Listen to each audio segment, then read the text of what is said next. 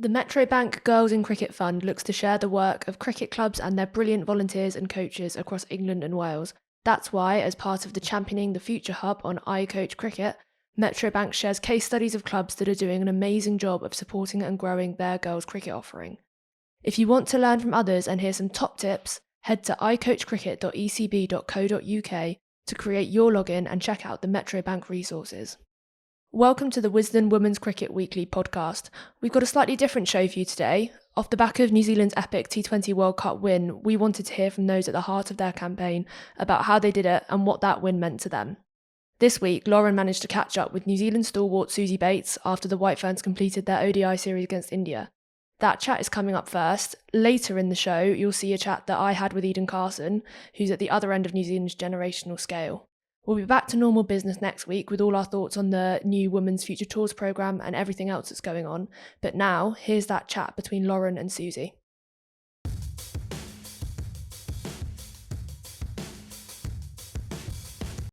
All right, well, let's get cracking. I feel like you've probably done a million of these interviews over the last while.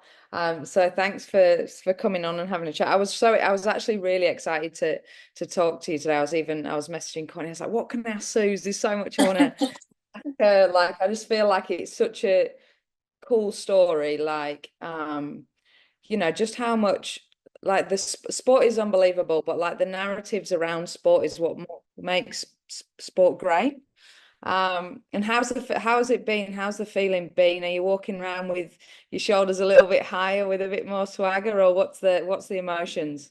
Yeah, it's been strange because we sort of had the high of the World Cup, and like you said, it was kind of like a fairy tale, and the fact that we won that final and just had a tournament win and the highs of that, and then we sort of had a night celebrating till 7 a.m. some of us, and then had to get to India. So it sort of felt like we had to kind of almost try and numb some of those feelings because we kind of had more cricket to play and we didn't want to sit in. Well, I felt like I couldn't sit in that space because I kind of need to get those games done. And then we kind of that finished, and then we got home, and it was like we relived the final again back home. But I think it's just like overwhelming, the response from New Zealand fans in terms of the people that watch the game, and the number of people that I've just been walking around, they'll just be like, congrats on the game still now, and this is like just walking through the park having a coffee, kind of having moments where you remember that you won the tournament, considering like everyone knows the build up, and we perhaps, if we're all completely honest, didn't go in with the thinking we were going to win it like everyone hopes. And it's just a real sense of pride, and just like you watch sport with those fairy tale stories, but to be kind of part of it was just so special. And I think the highlights have come on a few times since I've been home, and I happily sit there and watch them all again. Yeah, no, to be fair, I had the same feeling. I was thinking about you girls and obviously going over to play in India. And I was like, oh, it just feels a bit unfair. Like you have to burst that World Cup bubble a little bit. But I just want to I want to talk about that lead up into the World Cup because it's obviously been quite documented. I think was it the 10 losses in a row, or and you talk about it's such an interesting one because it's like, how do you separate that from a World Cup and almost maintain your confidence? What was the chat inside the group? Because obviously, people on the outside can go, oh, look, they're not performing well. Like this, there's lots of narratives around. There's more in the tank than what we're seeing here from New Zealand. And like you said, I don't think many of people would have be placing money on at the bookies that New Zealand were going to win it, in all if in all honesty. But what was the vibe and the chat around, like in the dressing room during those series before you got to the World Cup? When you know you're playing England and Australia, like you sort of, we had 13 games, I think. We had 5 against England at home, 5 away, and then the 3 against Australia. So we knew we had 13 games against 2 of the best teams in the world as build up. So I think accepting that that was the fact, we perhaps knew we weren't going to go in having won every single game, just going based on history and based on where we were as a group. And so every game was like trying to get closer to beating those teams in the way we wanted to play. And then we reflected, I guess, quite factually if we didn't achieve that. But it wasn't like doom and gloom, because we sort of knew if we put our best brand of cricket together and we could beat them, then that's kind of like at the moment the world standard. So yeah, I know looking on the outside and people probably wanted to make changes because we couldn't get results, but I think at times even the leaders were like, do we need to make changes? Because when you're not winning, you do sometimes feel like you're not getting better. But we had some close losses and the coaches were so like loyal and I guess so sure about how they wanted to play and how they wanted to set the team up. So I guess those losses didn't have as much of an impact as they could have had they been other teams that we should beat. You know what I mean? I know you go into every game thinking you can win, but when the rankings in England and Australia, we haven't been that consistently, you sort of accept losing more than if you was someone you should beat. So I don't know, it just felt like we were trying to get better and the results were a little bit irrelevant even though we were trying to win every game, if that makes sense. Yeah, no, it doesn't. I guess it's like you say, it's taking parts of the game out of it that you've done well and sort of just getting the outcomes. They're not the priority right now. It's interesting. Yeah, it's really interesting. Was it ever something that you spoke about amongst the group in terms of it's not about these results right now, it's about the World Cup or peaking to the World Cup? Did you dare to dream about winning the World Cup, or was that something that wasn't really articulated amongst the group? Yeah, I guess in all our review meetings, it was always around like how we want to play and are we playing like that? And that was kind of how we assessed. So naturally, I think the language just became less about results, which is what everyone's aiming for. You want to focus on the process, and naturally that happened more for us. And I think it probably wasn't until we got to the World Cup that it was like, well, it doesn't matter. Like that none of those games actually matter now because the World Cup's a one-off event. The game that I think was actually the most important for us, we played South Africa and England in the warm-ups and we thrashed South Africa, but we played that game with our best 11 and like we had to win because the group and Sophie felt like we needed a win. That was kind of the start of the momentum, because in 2020 cricket, winning can be momentum and it can change quite quickly, and no one will really look at that game, but that's the game I was like, right, we're on, and everyone's sort of been scoring runs and our top order, the bowling lineup is starting to kind of gel, and our fielding was actually always pretty good in that lead up. So yeah, after that game I was like, okay, we can upset India or Australia in these first two games and then we're in. You just have to get to the semi-finals.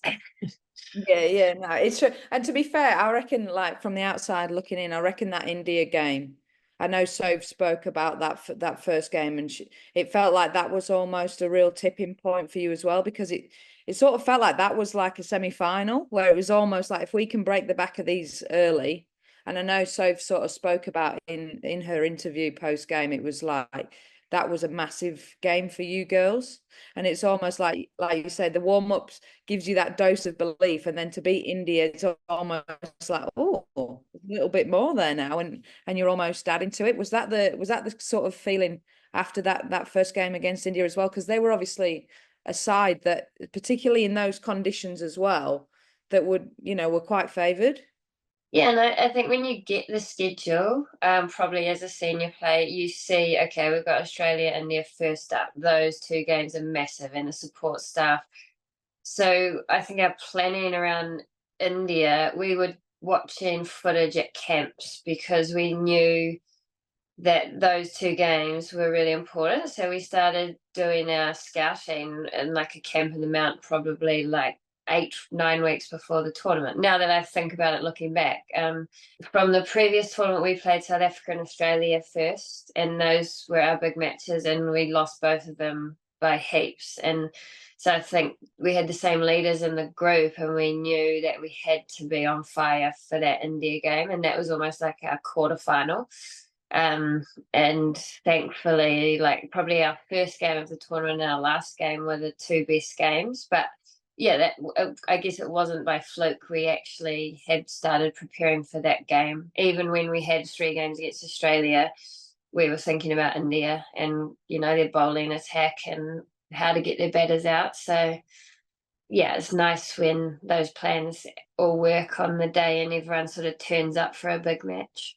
Do you think the pressure changed, or like you spoke about how you sort of weren't worried about the outcomes in those series before, and it was all like just about the process and playing the brand that you want to play? Do you think that changed at any point where it was like, oh, hang on a minute, there could be a little bit more at stake here, and we could actually, when the carrots sort of dangled, it's like it's harder to just go, oh, well, we're just going to play this way and see how we go, sort of thing? Was there any point where it was like, this could be a real reality here? I do think personally, and if like Sophie, you spoke to Sophie, like in a weird way, the game against South Africa was probably like, we need a win. We probably didn't say that to the group, but in my head, I was like, before we go into this tournament, we actually need the feeling of winning, because yeah. So like, I think it's sort of like we have to win this warm-up game. And I remember going into that game like, come on, like we need to be on. And then yeah, I think everyone knew that that Indian game, it was important we started well, but we still didn't talk about it. And the coaches, I think, because they had to learn how to deal with so many losses, like their language was really consistent around how we want to play, and I guess less focused on the opposition. So although people knew it was important, I think the language was really great around the group leading into that game, and just the energy felt really good. And sometimes you can just sense an energy, and it was more excitement. And obviously there's nerves, the first World Cup game, but some of our young players, like they just, like every game they're just so excited. They just, I know they do get nervous, but they're just so full of beans and just love every moment. So it was nice to have just some young players who have none of the scars of previous World Cups. Yeah, it's an interesting one, because I was almost thinking that, and I was like, when you look at your side and energy, and it's like the real sisterhood. Like, I know, speaking to like Mealy when she was at the Heat last year, obviously knowing and playing in teams with you, is like how much you all love playing for New Zealand. And is like, how do you galvanize that across the group, where you've got your senior players, you've got your 3 grandmas that you like to call yourselves, and then you've got these spring chickens that are just reveling in international cricket, and like you say, they haven't got the battle scars. How is it something that comes natural to your environment, or is it something that you sort of feel like you consciously make effort with? Yeah, I sort of like reflected on this, because playing team sport for so long, you're always trying to find like that magic dust to get the culture, to get the team to click.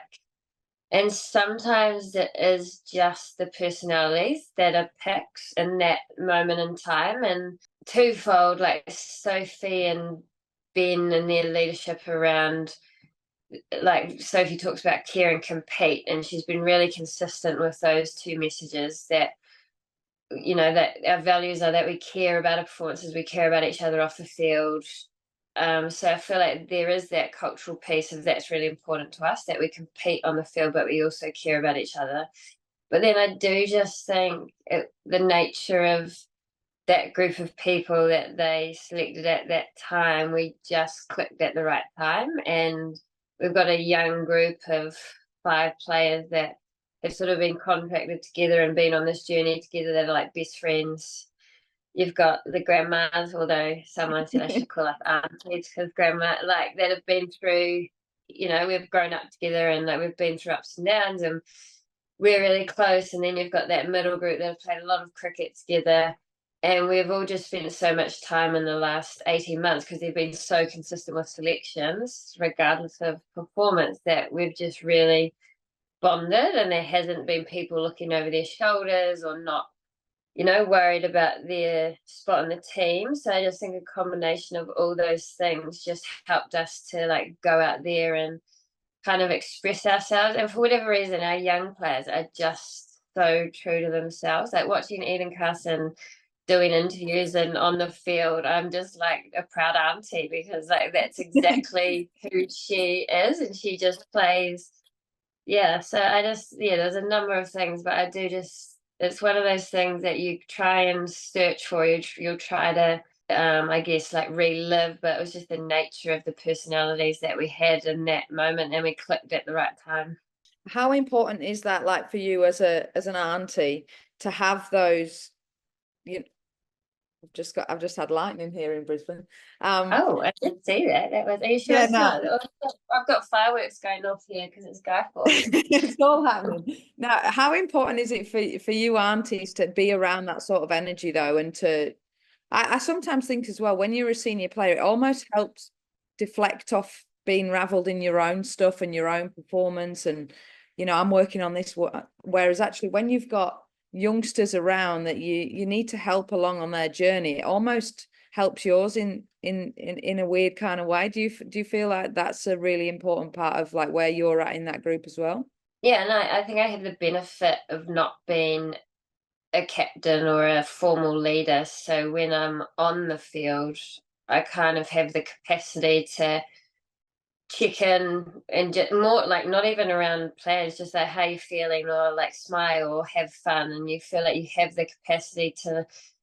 It's more about the mental side of things, and you actually have that capacity to check that people are making like they're actually enjoying it and they're not stressed. And also with the batting, and you've probably been in this position before as well. I was batting with Georgia, who's so young, and I think I probably, without realizing that I'm taking the first ball, and even more so with a batter like that, you're like, it's really important you set the tone, because you feel like as a senior player, your energy can be helpful or not helpful to the other players. So I think if you're batting with a senior player, you don't take as much responsibility for that. Whereas I think batting with Georgia, I was like, right, it's really important we set a positive tone. And so, yeah, I think it does make you think about your leadership even more when there's so many young players, and you don't take that space for granted when, you sort of feel like you want to be setting the right body language or the right attitude to those big moments. If you hadn't have given up the captaincy, do you think you would have gone about things any differently, or you'd still be going, or anything would have been different? Like, do you ever reflect on actually not having that sort of extra load, I guess, and how that sort of changed things for you? Yeah, I feel like just watching Sophie and all the media and all the meetings and like the losses when you're captain, you just take so much harder. It's like you think about all the decisions you've made, you question yourself a lot more. So like I can't see how mentally I would have been able to still keep doing it. And I just think as well, I've been able to give so much more to those younger players, not being like a captain or a selector, and kind of having the capacity on the field to, bring that energy and not have to think about their game every single ball. So I think it's allowed me to be a better leader for the younger players without that responsibility. In terms of the captaincy and the age thing, I've seen a few different, the ageism stuff and the comments about things that have come that are, that it feels like as soon as you get over 30, you get questioned it, to be honest. So, you're not the only one. But how does that come into your thinking or your motivation, or to genuinely to keep playing for as long as you have? And like you say, especially when it's not always been smooth sailing individually, team wise, etc. You've had to ride the storm a fair bit. Has there ever been a point where you're like, I'm ready to throw the towel in here, I'm done? And what keeps you actually going, no, I'm still up for this fight? Something's telling me to keep going. Yeah, that's why I feel like as I've got older, I've almost got like more stubborn about it. Like I feel like when I was like in my early 30s, I was like, oh yeah, like we'll see how much longer this goes. Um, I can definitely relate to that. I feel like I was a bit. Yeah, I'm like, nah, I'm going till I'm 40 now. yeah. I'm like early 30s, you're like, oh yeah, like okay, a couple more years, and now I'm like, oh, like let's go. Yeah, Yeah, yeah. I don't know. I think you're in a similar position in terms of like the game has changed so much. So like for my first 10 years of my career, I played for Otago in New Zealand, and like it got a bit stale because that's all I knew, and I was captaining, so that added an extra dynamic. And then there was a franchise opportunity and playing overseas, and then that kind of rejuvenated you. And then there was a World Cup every year, and then there was Commonwealth Games, and then there was the 100, and all these things that kind of excited me. And then the international game got better and better.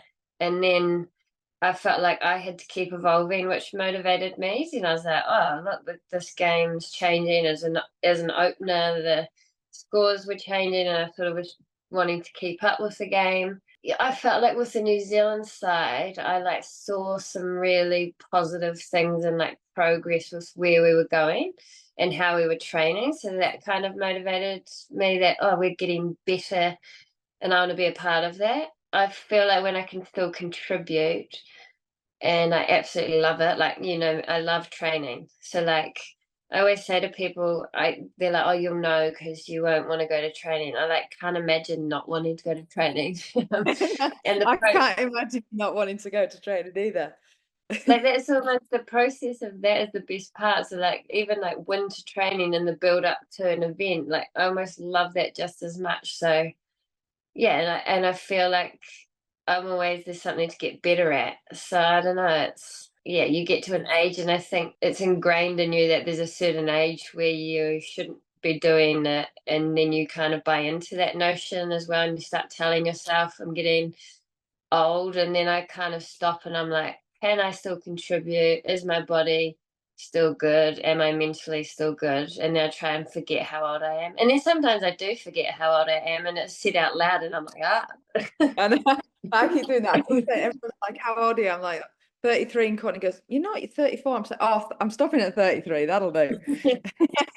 Has there ever been a moment though, like where you've gone, I'm not sure I want to do this anymore. This is not fun, or because we see it a lot as well, and your energy across the global game, and I don't think anybody has ever seen a version of Suzie Bates that's not sprightly, loves the game, and is just a bundle of energy.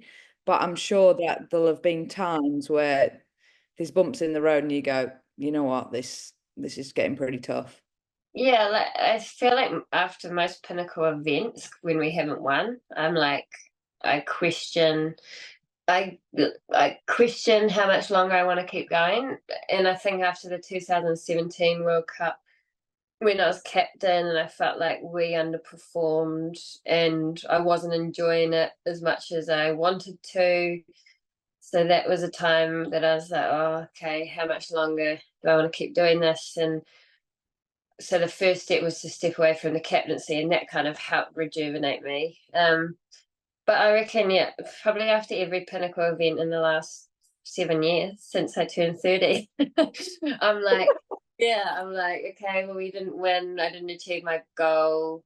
Where are we at as a group? Where am I at? But then I always come back with the same answer and like get motivated to train again and try and get better. So, that's like I said to you, I can't see that stopping. So, until my body or mind or someone else decides, and like this ride and this, I just love the game, and I just love being an athlete. And now we get paid. Like when we used to do this, you'd be the same for like nothing, and now you're also getting paid. So I'm like, this is the best job in the world. Yeah, you're like, how did this happen? We're like, we used to do this as a hobby, just for fun. And you talk about like, when you just said about there about like going to events and I haven't achieved my goals or what. Are you somebody that does like to set goals, or are you someone that just I'm enjoying it, I'm loving it, I'm training hard. That's if I do that repeatedly, I'll be sweet. Or are you someone that likes to sort of look at a tournament or runs or whatever it might be? Yeah, I feel like I've changed as I got older. Like when I was younger, really young, I probably just played and I was like, hit the ball, see the ball, hit the ball, and that was successful for a little bit. And then I had to kind of figure it out. And then I had a coach that was really driven by like stats and milestones, and he sort of promoted me to kind of, okay, I want to score 100 in a 3-match series and I want to be the top run scorer. And he sort of fed my brain with that stuff. And I kind of went down that track. And then I feel like after the 2013 50 over World Cup, I think I was the top run scorer and got player of the tournament, but we didn't win. And it just felt really empty. Like I remember really struggling after that tournament because I was like, yeah, I've achieved some goals, but it's not the goal you want to achieve. You're in a team, you want to win a World Cup. And I remember that there was a point where that drove me, and then it wasn't important. It was like more around contributing and how I wanted to be seen as a player, and more of less stats, more how I wanted to play the game. And then, yeah, probably in recent years, it's just every game turning up how I want to turn up is more the goals. And obviously, like winning a World Cup has been the overriding like motivation, I think, of just having that feeling of being a world champion or winning a World Cup. That's kind of been my overriding drive. But then underneath that, it's more about just turning up every game and playing in the way I want to play with that's enjoyment or like the brand. And you don't always get it right, but like that's the intention. And so you're saying that, so that was the goal, world champion, you're a world champion.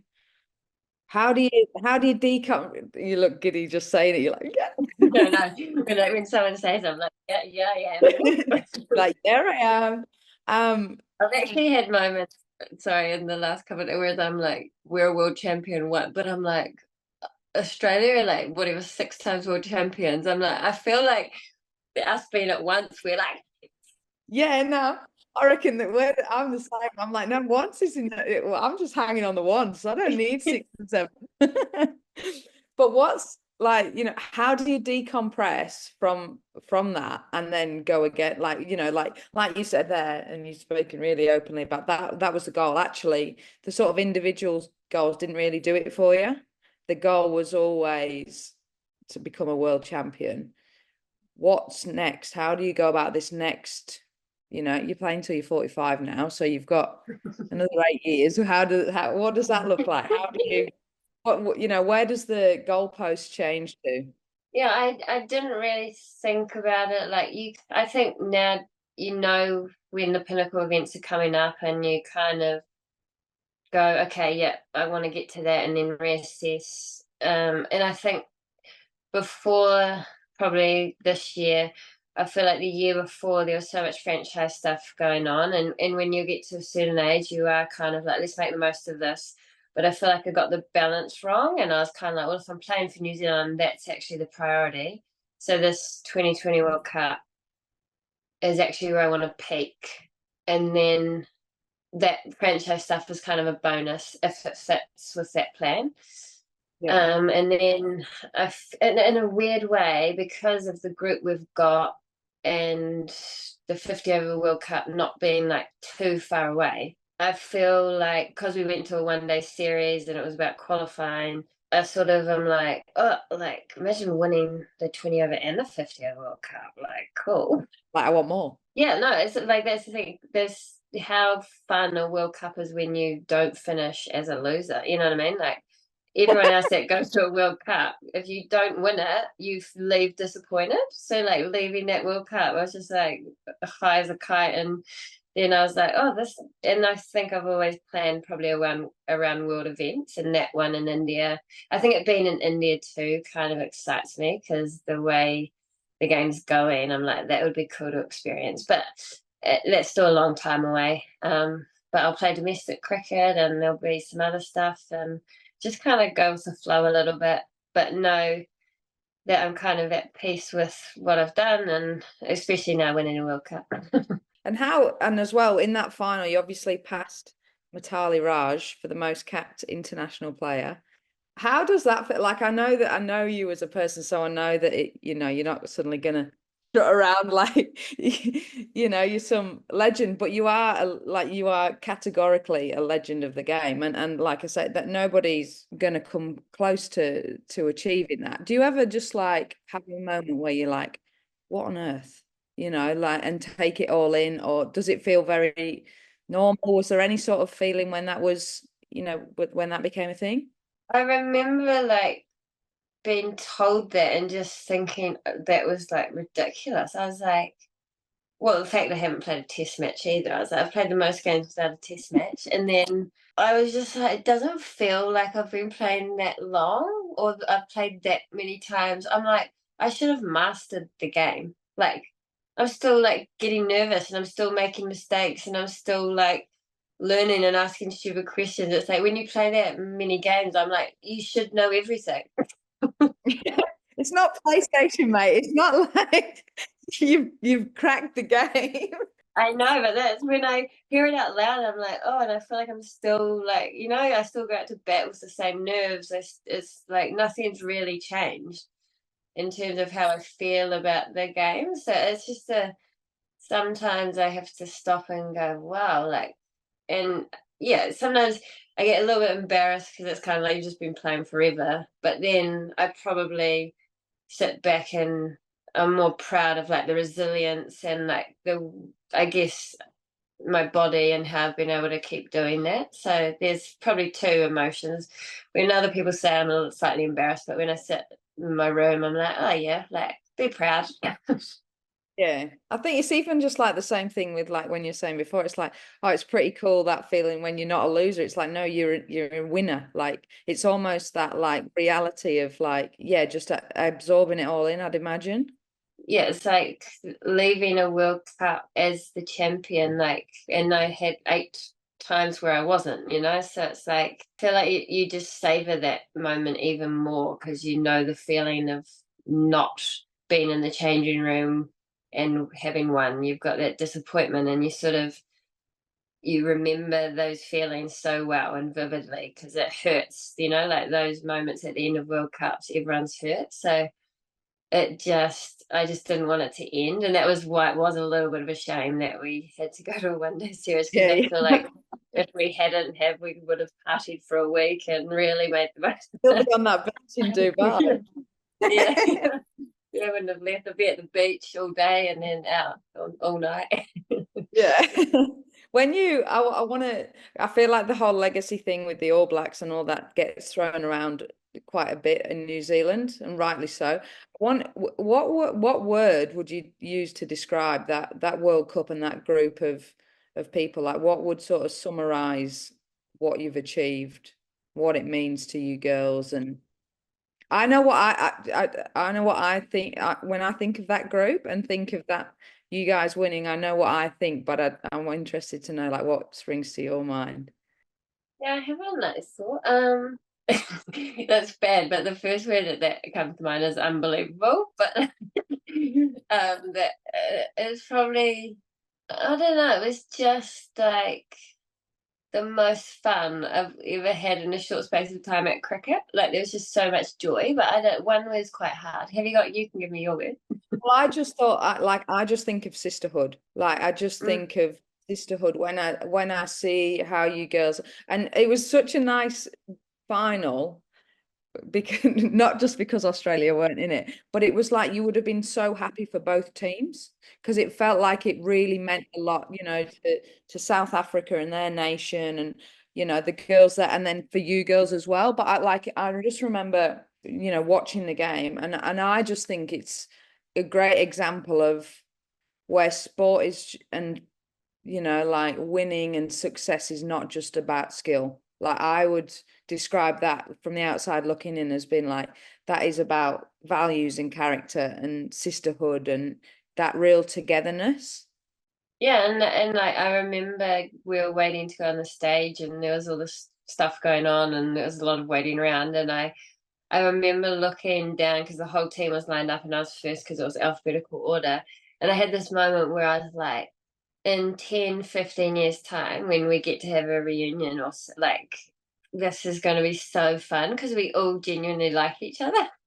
Yeah, You know what I mean? And like I've played in teams where that hasn't quite been the case, or there's been egos involved and politics or whatever, but like we genuinely were just so chuffed for everybody's success, and like everyone stepped up at different times and it felt like a real team effort. Even though Mealy was player of the tournament, it was still like a real team effort throughout the whole tournament. And that when you play team sport, that's actually the point of it. You want it to be everyone all in together, and we had each other's backs, and we just celebrated like every wicket like it was the most important wicket in the world.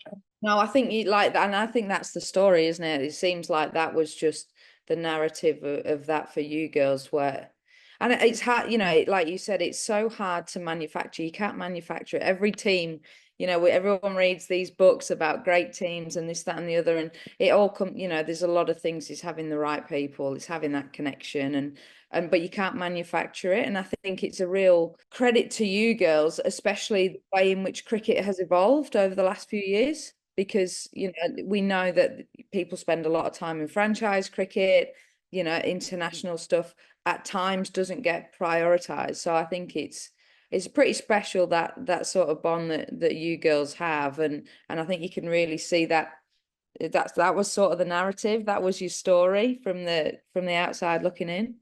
Yeah, I feel like we probably have spoken about that as a group, that Sophie and Mealy are the ones that get picked up in all the franchises. So sometimes it works in our favor that for a lot of our girls, that is the pinnacle. And I can see why other players get distracted by everything that's going on, the money, the IPL, all the status and excitement that comes with that. But to our girls, this is the pinnacle. And so that sometimes works in our favor. And Sophie and Mealy, when they're sort of, the odd two that go, they're kind of the minority that get to go and do all that stuff. So when they come back to New Zealand, it's sort of like, this is what we're about. And they, I think it's the New Zealand way too. You don't get too carried away, or we've got a bit of tall poppy, so everyone gets kept pretty level. But yeah, it's just such a changing dynamic, and young players, I can totally see how it happens where you might be playing an international game to try and get picked for the IPL instead of playing to win that game for your country. And it's not a conscious decision, it's just the nature of the beast. And yeah, for whatever reason, we've been able to just maintain that we're contributing to this team winning this game for this purpose, nothing else. And that's in the men's game, you see it as well. So that's how you maintain that focus and people not becoming kind of their own brand to be sold off somewhere else, that they're part of that team. Big question to finish. Olympics or World Cup winner, what feels more special? What do you feel most proud of? This is definitely the highlight. I just think about the whole journey of it, and that tournament, for whatever reason, it just felt like, oh, this is going to happen and this is our moment. And like to actually have that moment, which I probably thought might not ever happen, like that was just everything. And like it just makes you reminisce about all those tough times with just such a smile, because it feels like it all just kind of led to that moment where it all clicked for us. And yeah, I love thinking about that day for the rest of my life, because it was just so special with that group of players. So it's going to be hard to top it off, I think, because it was the first time. And even if we won again, I think that journey just represented so much about what the group was about. And sharing it with Soph too, like she's been through a lot and had to lead the team when we've taken a lot of criticism. So like the empathy you kind of have for her in that moment, and for her to be able to have that moment as a leader, like that was special. So it wasn't just your own feelings, it was like everyone else's feelings and what they'd been through. So yeah, if we won an Olympic gold medal though, but that's a little bit far away, so I can't think. You might be 45. 52, wheeler out. Yeah. Now, I appreciate you chatting to us. I know you'll have done a million of these interviews, but very grateful that you wanted to speak to us. So thanks for coming on to chat. And you are a winner. You're a World Cup winner. You're not I didn't lose, you won. Yeah, we did. And Yeah. we are the World Cup champions until the next tournament. So Yeah. we will. Lap it up, my friend. We will. We've had a trophy time with the New Zealand cricket have done a great job. So yeah. You sound a bit croaky, actually. You sound like you've celebrated well, so that's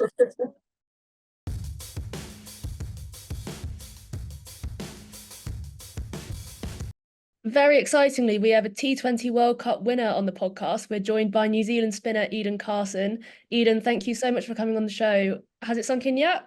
No, I don't think it's sunken. I don't think it was sinking for a while either. What were the celebrations like after the game? Yeah, I think, to be honest, even after the game, I don't think it had really hit any of us until we probably got in the changing room and we started singing the team song. Definitely the best we've ever sung it and the loudest. So yeah, it was pretty crazy. The ICC put a video up of you guys on the outfield singing a song with Amelia Kerr on the guitar. We were trying to do some research and work out what that song was, but we couldn't quite do it. What was going on there?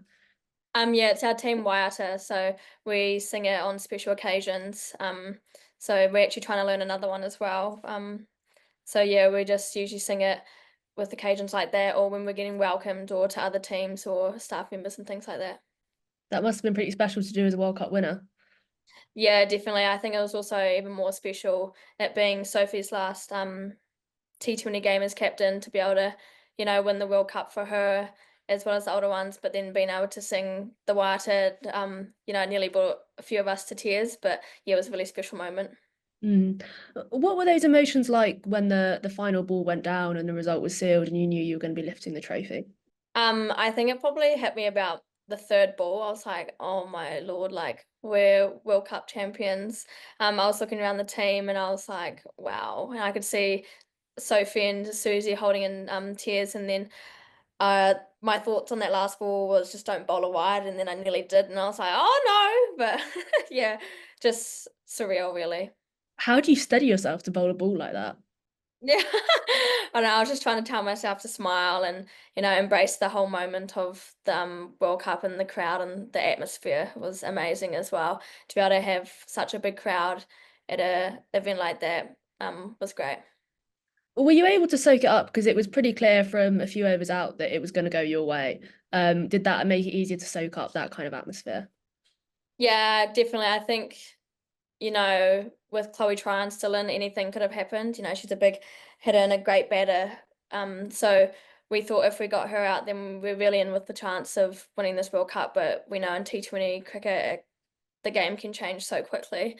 And I think with the start that the South African team got off to, I was a bit like, oh, like they're really up for the challenge. They've come out hard. And then after the power play, we got a wicket, and I think throughout that tournament, when we got one wicket, another one would come, and then we'd just kind of get the momentum shift, which was great.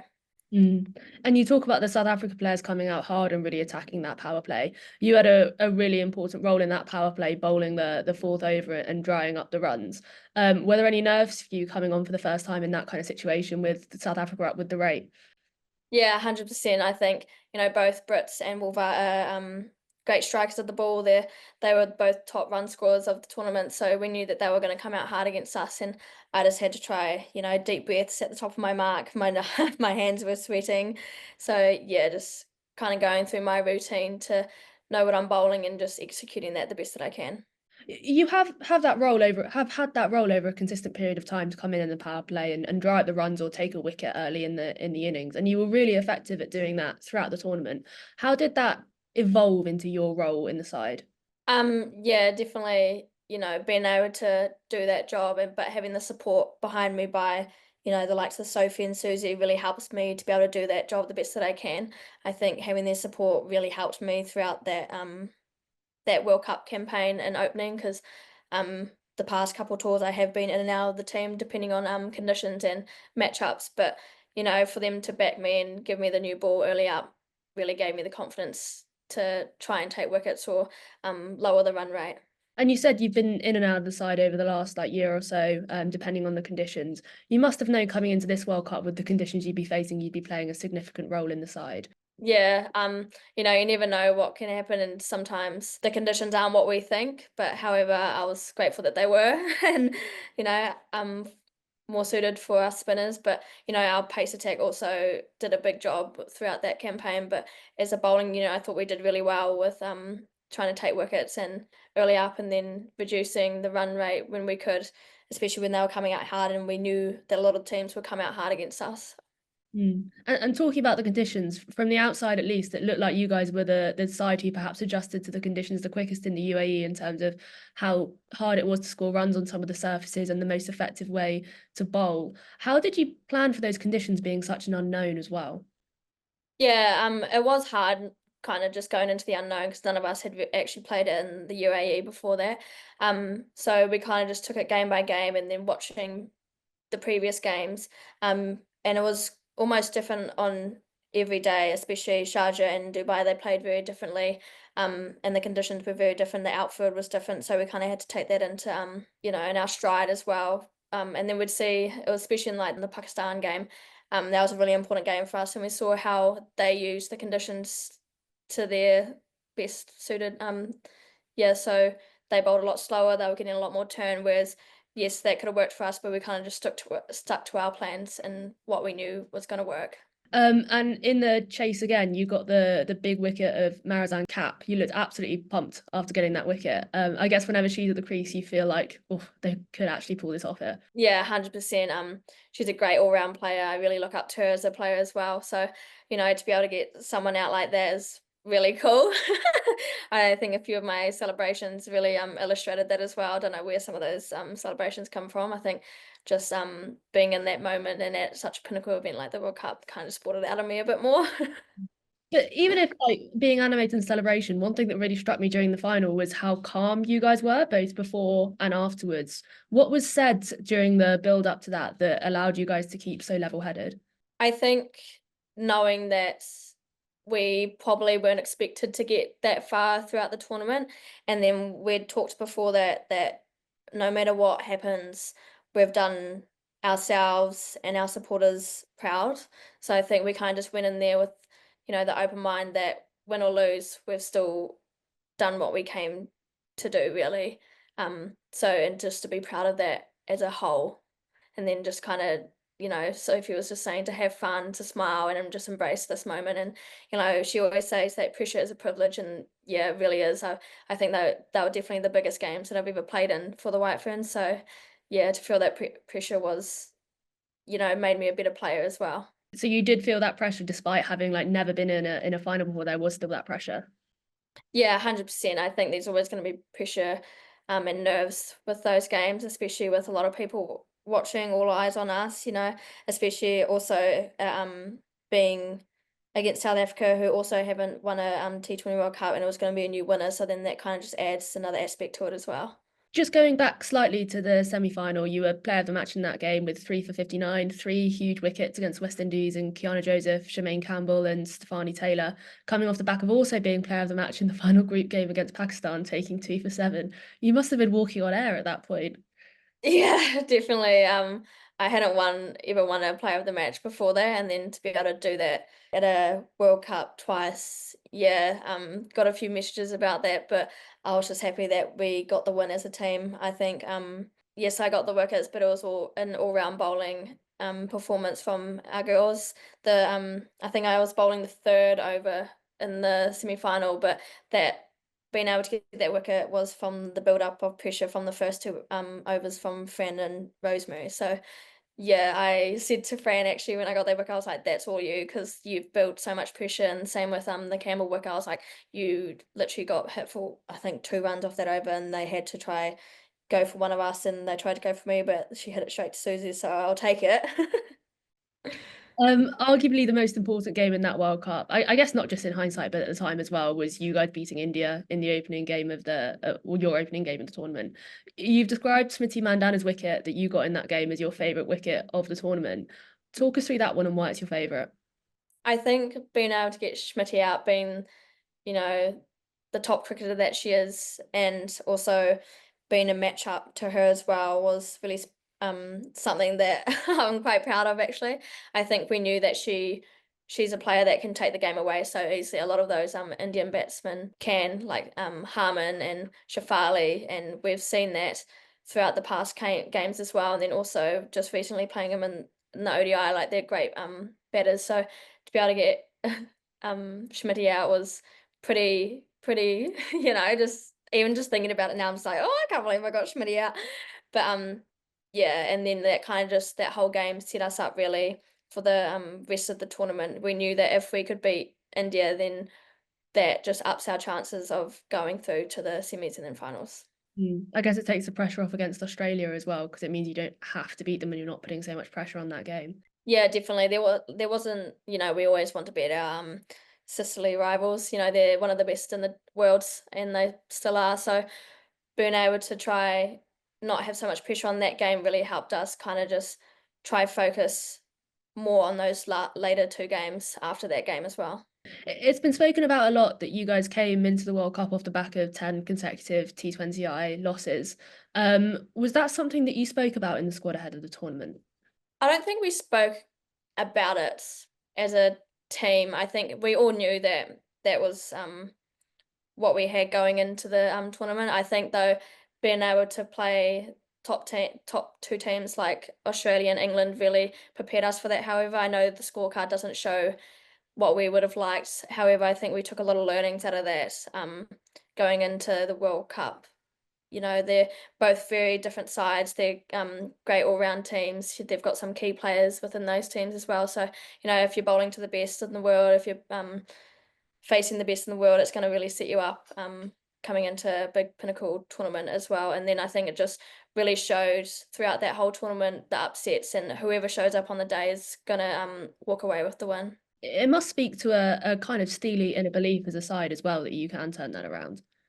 Yeah, 100%. I think, you know, there was, you know, that self-doubt possibly within the team after those 10 games. However, I was even talking to one of the girls before we left, because we had the series before against Aussie, and I was like, I know that we lost those 3 games, but I've gained so much more confidence out of those games coming into this World Cup. Like, we can do it.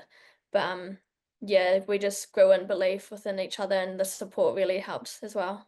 Winning that trophy was such a huge moment for everyone, but you've already mentioned Suzie Bates, Sophie Devine, Leah Tahuhu, and the importance it had to them. What were they like after the final? Yeah, I think just being able to see the smiles and like the happy tears in their eyes was probably even better than holding out the trophy. Being able to do what we did for them, it will be something that I'll always remember in my cricketing career.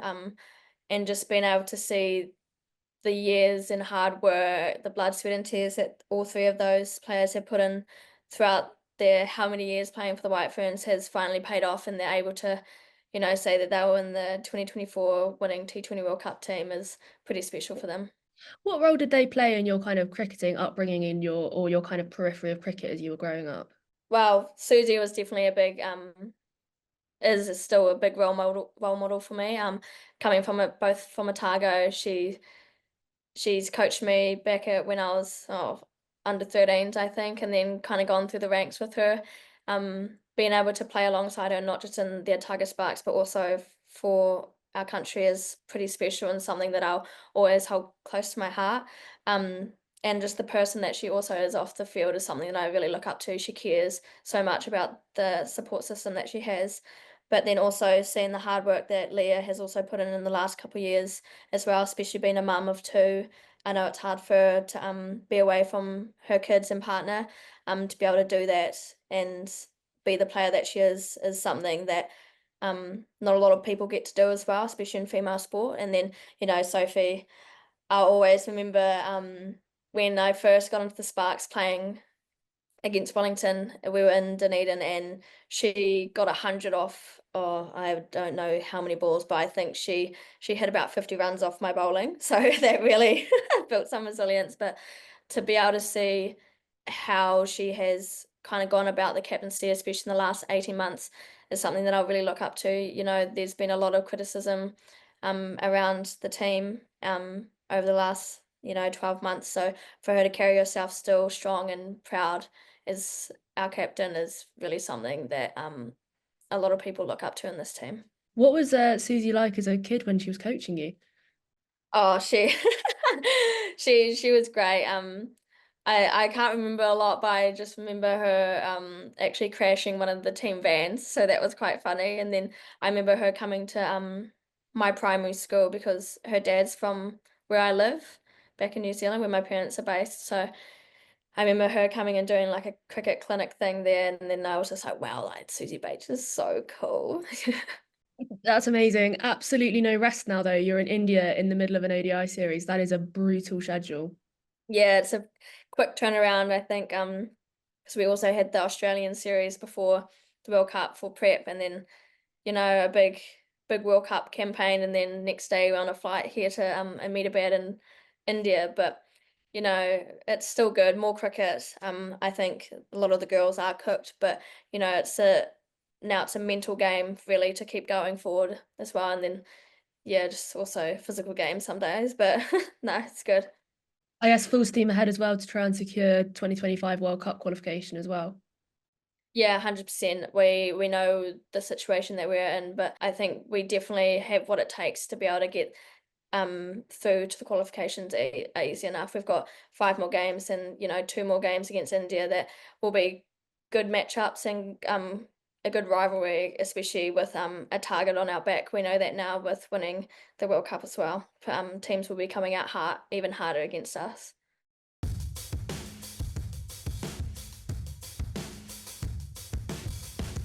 The Metrobank Girls in Cricket Fund Championing the Future Hub contains loads of top tips and learnings from cricket clubs that are creating the perfect environment for their girls' teams.